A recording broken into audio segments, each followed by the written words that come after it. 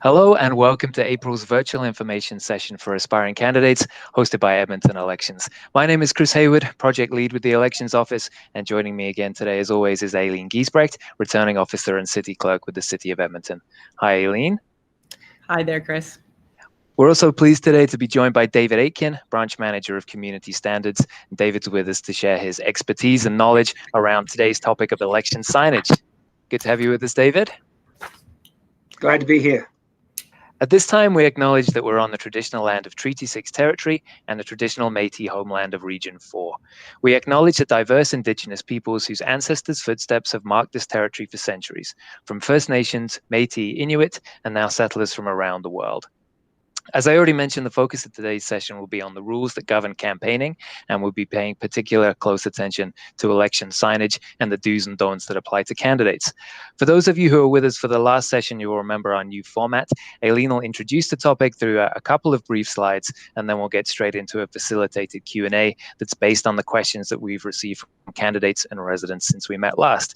There's still an opportunity for you to ask questions during the session on any election topic as it relates to candidates. You can send those to us at elections@edmonton.ca, and we'll try and get to as many of those as we can in the half an hour that we have for today.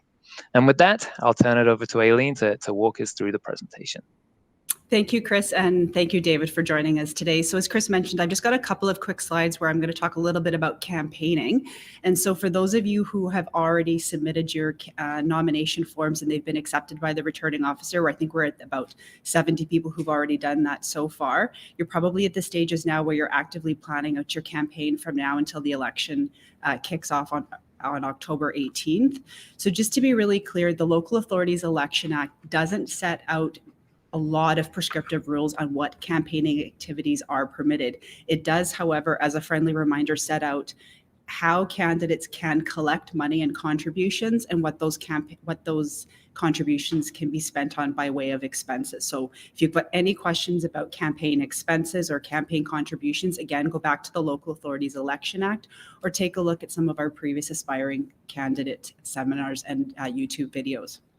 So just really clearly, some of the campaigning activities could include leaflets or flyer drops, advertising, which does include signage. And we've had quite a few questions come in already to the Edmonton election team about signage, which is why we've invited David to be with us today. Social messaging on social media, or you might be planning virtual meet and greets, or some of you may even be considering doing door-to-door canvassing at the moment. So just a quick reminder, if you plan on having door-to-door canvassing going out, or if you're planning to have in-person activities, just to make sure that you are always constantly updating you and your team by contacting the Alberta Health Services. And if you look at their website, you'll get the most clear guidance from them on what social distancing measures are in place at the moment, as they can evolve and change between now and October 18th when the election is.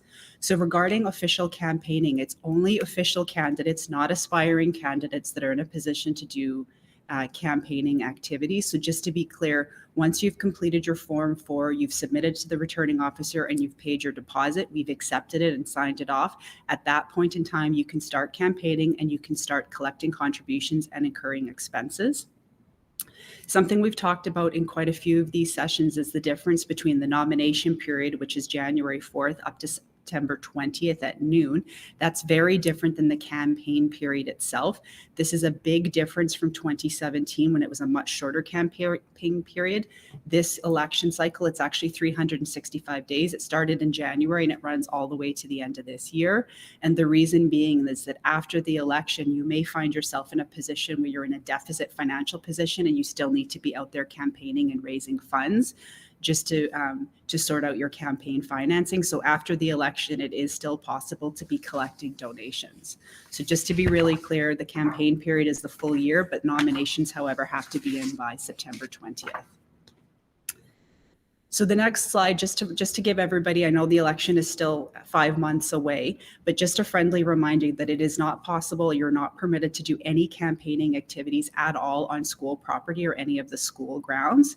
Campaigning is also not prohibited on election day or advance voting in and around election voting stations. You cannot canvass for votes. You cannot approach people looking for donations or providing leaflets or having any campaign materials on you whether that's t-shirts, pins, or displaying any signage. We'll talk a little bit about signs in a few minutes, but if you do show up at voting stations and you do try to put out your campaign materials, they will be actually removed on advance voting and election days, as well as the schools do not permit, again, any campaign activities or materials on their property at all. And so I'm going to do a really quick high-level overview on signage before we turn it over to some Q&A. So we have had quite a few questions coming in asking, why are people allowed to put signs up on private property? And so just to be really clear, the signs can go up during the campaign period, which I've already said is started in January 1st and it runs to the end of the year, as long as you have permission from the property owner.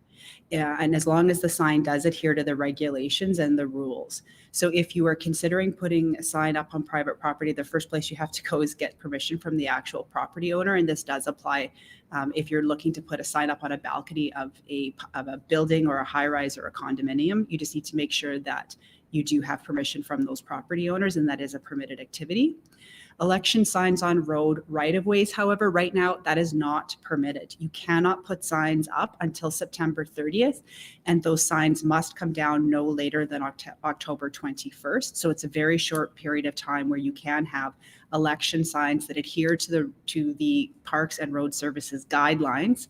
You can only do it in that very short period from September 13th to October 21st. The terms and conditions document that we've highlighted here on the slides available on our website. It's a page and a half long and it's only got 10 rules on it. If you are already running a campaign or you're a campaign manager or you're a candidate, I strongly suggest that you read and adhere to the rules that are on that sign. And with that, I think it's now the time I can turn it over to Mr. Aitken. I think Chris has got some questions for you, David. I do. Thanks, Aileen. Yeah, as I mentioned off the top, we'll split this section up into two parts. We'll focus on election signage initially, and then do a more broad Q&A on campaigning. But David, and again, thanks for joining us. Road right-of-way is a term that's used a lot in the signage guideline terms and conditions. And when we were prepping for this, I asked you to give me kind of a plain language definition of what that meant, and I didn't understand any of it. So, in lieu of that, we have this picture here that I hope you can see. What I'd like you to do is, using this as an illustration, can you tell us where campaign signs are permitted and where they're not? Sure. Thanks, Chris. I suppose doing this for 30 years, you sort of just know it, but sometimes it's not easily explained. So really, it's the distance. Road right-of-way is that distance between where the road stops and the adjacent private property starts. And so if in a residential area, it's the curb face, and then there's that distance where you might often see some grass or a sidewalk, and then there's the private property. So that's considered road right-of-way, and that's the rules that govern where you can place your signs. And so as a rule of thumb, it's never the same. So you might think it's 15 meters or 10 meters from one curb face in one particular neighborhood. Well, then it can vary depending on where you are. But it's really road right-of-way is just that distance between where the paved road or where you drive your vehicles up and down and the curb finishes, and then the start of the boulevard for most of you, to where the private property starts. So that's considered to be road right-of-way. Okay, so if we're paying attention to the example on the screen, then there's a section between the sidewalk and the grassed area where there's that green line, and I'm hoping you can see what I'm talking about on the screen there. So which side of that green line am I, as a candidate, able to place my signs? So you're able to place it on the side of the road of the green line, because if that is the end of the road right-of-way, where the private property starts, that's private property. And so you've got for use of the signs on the city road right-of-way, then you can place the sign 3 meters back from the edge of the curb on that road right-of-way. Okay, great, thank you. And then there's that grassed sort of center meridian area in the middle of the road, which looks to be a good spot because then you get traffic from both directions. Can I place a sign there? So it is a great location, but no, you cannot place a sign on that location. So just to be absolutely clear, those center medians or traffic circles, or what we like to call as pork chop islands, but that's that sort of triangular island that you see when you turn right or left. Those areas, signs are prohibited from placement. Okay, thank you. So if I'm understanding that correctly, although this is fairly straightforward, everything is different, and I need to pay attention to the terms and conditions. If I have any doubts, best practice, I'm assuming, is just not to place a sign there until I'm able to confirm that it complies with the guidelines. So yeah, great example, Chris. If I could, I would ask every candidate to get a copy of the guidelines, because there's lots of technical pieces in it. So I think your first job would be to get a copy of the guidelines. If you have any questions, please give us a call, because it's not always straightforward. And the last thing you need to do is have us show up and issue you with a fine relative to not proper placement. So the guidelines will set out fairly clearly where you can and cannot place the signs. And so the first thing I would do is make sure that you get a copy of it, and you give copies of those guidelines to all of your campaign workers. Okay, great. Thank you. And as regular viewers of these sessions will know, there's a lot of legislated parameters in this election process, but there are still those anomalies and best practice pieces that just aren't clear in that legislation. So you mentioned that you've been through this election process a number of times. What are your top tips for candidates when it comes to election signage that might not be described in those guidelines? Sure, thanks, Chris.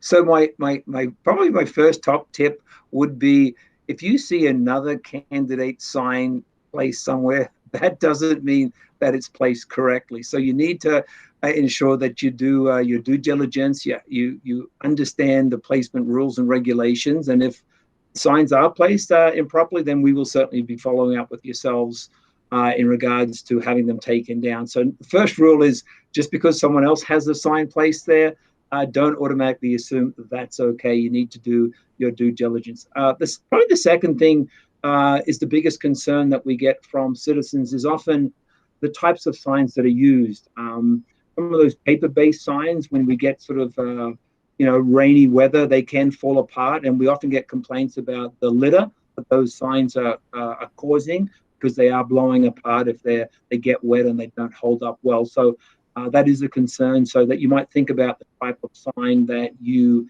get and put in place. Probably the third thing, and I'll leave it at that, is people get quite inventive with the sign guidelines. They need to be 2 feet by 3 feet, or 0.6 of a meter by 1 meter in height. We often see several of those signs all plastered together in a big billboard format. So that's really offside. That's not following the guidelines. And so the guidelines do set out how many signs and the separation distances you can have along the roadside. But I would encourage you not to put them all together in one large 8x4 piece, but all, for example, 3 or 4 individual signs, because again, that's seen as offside to the guidelines. Okay, great. So just to summarize that, rule number 1, I've already forgotten. Don't assume because someone else's Right. candidate signs are there, that's okay. Thank you for clarifying that. Rule number 2, make sure your signs are sturdy, well secured to the ground so they're not blowing around. Rule number 3, you'll have to remind me of again, because I panicked after not remembering rule number 1. Sure. And that is, don't put a bunch of signs together to create one big billboard. That's seen as offside. Right. Again, we're looking to regulate the placement of signs, not prohibit it. And so, to be fair to all candidates, the standard size is 0.6 of a meter by 1 meter. Got it. So keep your creative thoughts to the actual signs, not to the interpretation of the guidelines. Yes. Perfect. Okay. You touched on a number of things in your top tips there that I wanted to ask you. So I think how we'll leave this before we move on to some more general questions. I'm going to read a list of public features, I guess, where candidates may be tempted to put signs. Can you give me a yes or no answer to whether that's complicit with the rules or not? Okay. Number 1, bridges. No. First of all, get your guidelines, and anywhere where you place a sign, make sure you follow them. But bridges, no. Bridges, no. Traffic circles. No. Center medians. No. You're anticipating the theme of this. Taped to a street light. No. So again, when it comes, sorry, yep. Any major roadway that's listed in the terms and conditions as an exemption. So the city wants you to or allows you the placement of signs, but again, you need to refer to the guidelines that sets out specifically those major thoroughfares or corridors where you cannot put signs. So you need to make sure you have that list of those locations. Okay, great. Thank you, David. Appreciate that. And as with everything election related, please call us if you have questions. If there's any doubt around how these rules should be interpreted, please do give us a call. All right, great. Thank you, David. I'm going to turn to some more general questions around campaigning, and I imagine that we'll touch on a few signage-related pieces within this. So, David, if you could stick around, that would be appreciated. But, Aileen, the one thing that I'd like you to clarify, because we have had some questions come in during the session on this. Off the top, you mentioned a couple of different dates: campaign period, nomination period, but there's also some very specific times when signs are able to be placed on road right of way. Can you clarify once again what those dates are for us, please? Sure. Thank you, Chris. So the first, I think everybody who's still an aspiring candidate is very well of the deadline to file your nomination papers here at City Hall is September 20th at noon. As we've mentioned before, there's no exemptions at all. It's a hard stop at noon on September 20th. The campaign period itself runs the full year, which is January 1st to December 31st. And I can't remember if I mentioned this, but I like to in all of the sessions. The campaign disclosure deadline is March 1st of 2022. So if you've already started collecting money and making expenses on your campaigning activities, please stay on top of your bookkeeping, because that's going to make filing your forms to submit to us in March much, much easier. And as I can't remember if David highlighted this or not, but in addition to being able to put signs on private property, from September 30 or September 13th, you're able to put signs that are in line and in compliance with the guidelines on some road right of way.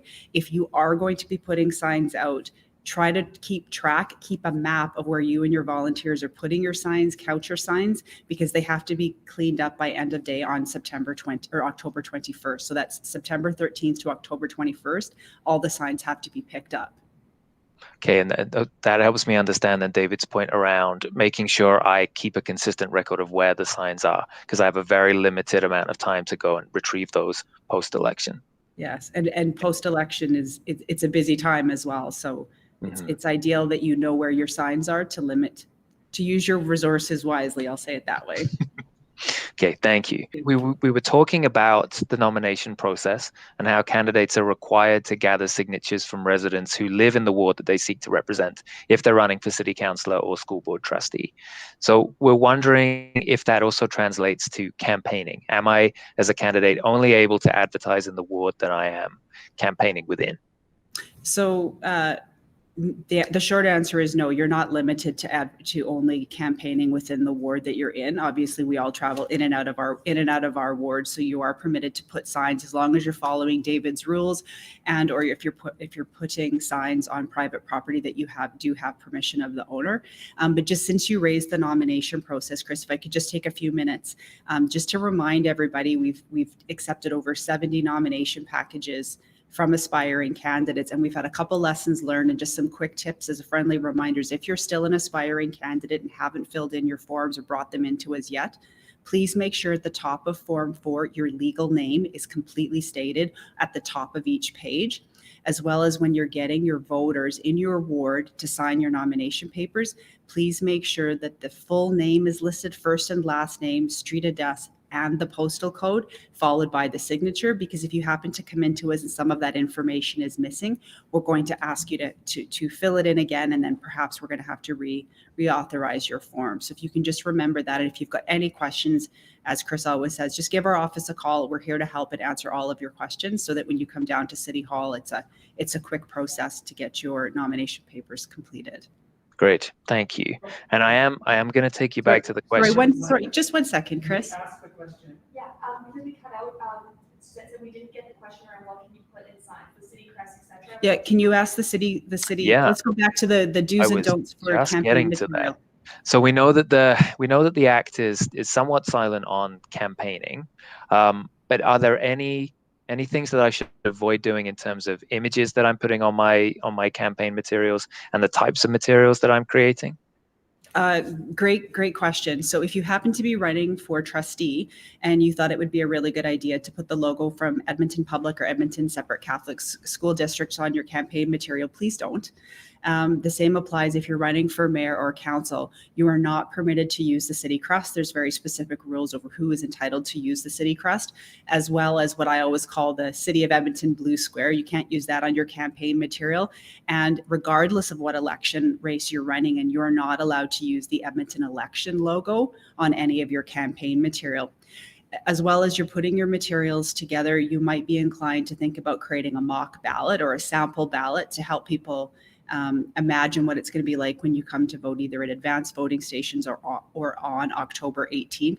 That is clearly not something that you're allowed to do.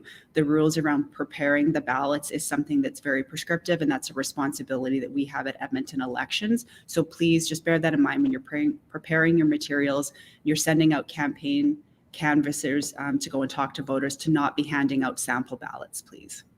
Okay. But again, if you have any questions, just give our office a call. We're happy to help. Right. Thank you.